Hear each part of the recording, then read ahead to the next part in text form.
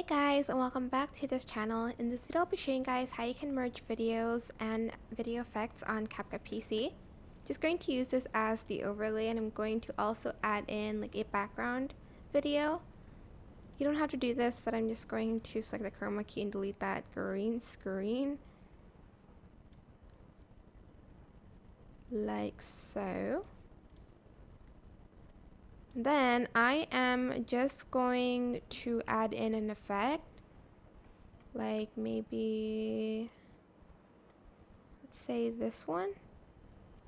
I'm just going to add it on top, and for instance I want to just merge everything into one clip so that it's easier for me to move around. Select everything, right click, create compound clip, and that's how you can merge videos and effects together. I hope this tutorial was helpful for you guys. Don't forget to like, comment, share, and also subscribe to this channel if you haven't done that already. If you have any questions, just leave it in the comment section down below, and I will try my best to answer them all for you guys. And if you found this video helpful, please click the thanks button above the description box down below. Thank you so much for watching. Bye!